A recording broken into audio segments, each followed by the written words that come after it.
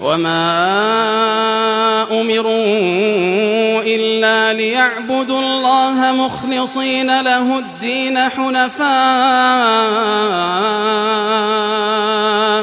حنفاء ويقيموا الصلاة ويؤتوا الزكاة وذلك دين القيمة.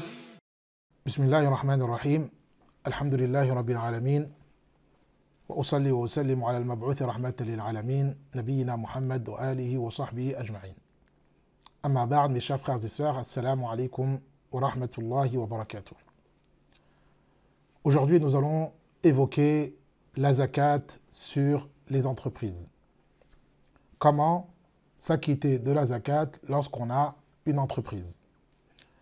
Tout d'abord, nous allons évoquer 4 sortes d'entreprises, car elles sont les plus courantes. Il y a premièrement les entreprises commerciales, les entreprises industrielles, les entreprises de prestation de services et enfin les entreprises polyvalentes.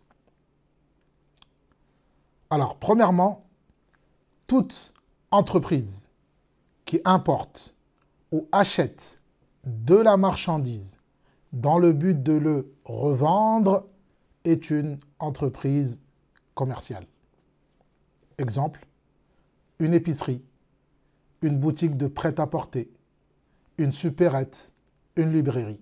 Tout cela, ce sont des entreprises commerciales. Comment doivent-ils s'y prendre pour s'acquitter de la zakat? Il faut suivre les étapes suivantes.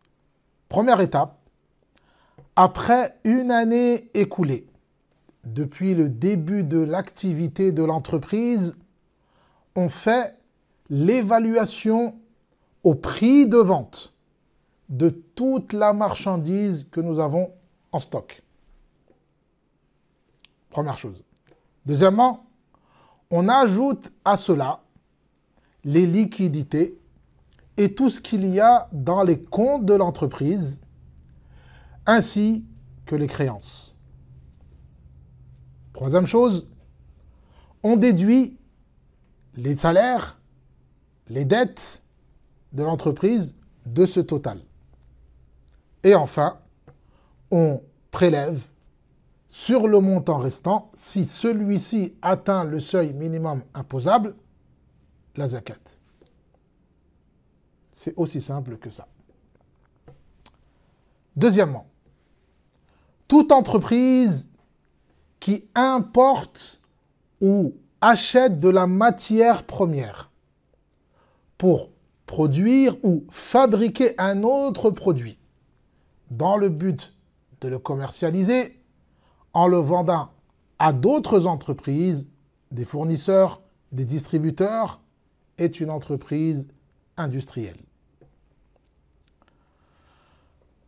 Pour calculer l'aumône légale sur ce genre d'entreprise, il faut suivre les étapes suivantes. Après une année écoulée depuis le début de l'activité de l'entreprise, on fait l'évaluation au prix de vente de tous les produits en stock destinés à la commercialisation. Deuxièmement, tout ce qui fait partie de la matière première, destiné à faire partie des composants des produits finis, doit être également évalué. Troisièmement, tout ce qui fait partie de la matière première, mais n'est pas destiné à faire partie des composants des produits finis, ainsi que les outils, les machines de travail, ne sont pas inclus dans la marchandise évaluée. Quatrième chose, on ajoute à tout cela la valeur des produits destinés à la commercialisation, les liquidités et tout ce qu'il y a dans les comptes de l'entreprise ainsi que les créances. On déduit les salaires et les dettes de l'entreprise de ce total, et ce qui reste, si ce restant atteint le seuil minimum imposable, on prélève la zakat. Troisième chose, toute entreprise qui s'engage à fournir des services immatériels contre rémunération est une entreprise de prestation de services. Exemple, les entreprises de plomberie, les coiffeurs, les entreprises de nettoyage. Pour calculer la zakat, ce genre d'entreprise doit suivre les étapes suivantes. Après une année écoulée depuis le début de l'activité de l'entreprise, on fait le calcul de tout ce que l'on a comme liquidité. Tout ce que l'on a comme liquidité, on le calcule. On ajoute à ce qu'on a comme liquidité tout ce qu'il y a dans les comptes de l'entreprise, ainsi que les créances, s'il y en a. Enfin, on déduit les dettes, les salaires de ce total, et le reste, s'il atteint le seuil imposable, on prélève la zakat. Concernant les entreprises qui, à la fois, ont des activités purement commerciales, des activités industrielles, et fournissent des prestations de services. Ce sont des entreprises polyvalentes. Ou, on peut les appeler également les entreprises multifonctionnelles. Comme les entreprises qui travaillent dans le bâtiment, comme les restaurants. Pour calculer l'aumône sur ce genre d'entreprise, il faut suivre les étapes suivantes.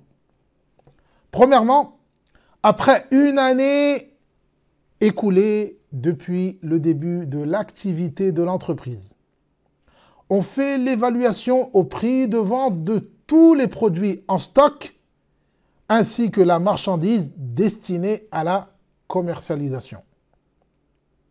Deuxièmement, tout ce qui fait partie de la matière première, destinée à faire partie des composants des produits finis, doit être évalué également.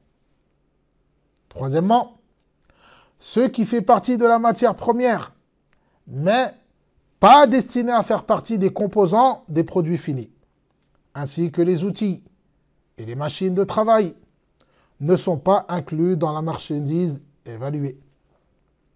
Quatrièmement, on ajoute à la valeur des produits et du stock destiné à la commercialisation les liquidités et tout ce qu'il y a dans les comptes de l'entreprise, ainsi que les créances. On déduit les salaires et les dettes de l'entreprise de ce total.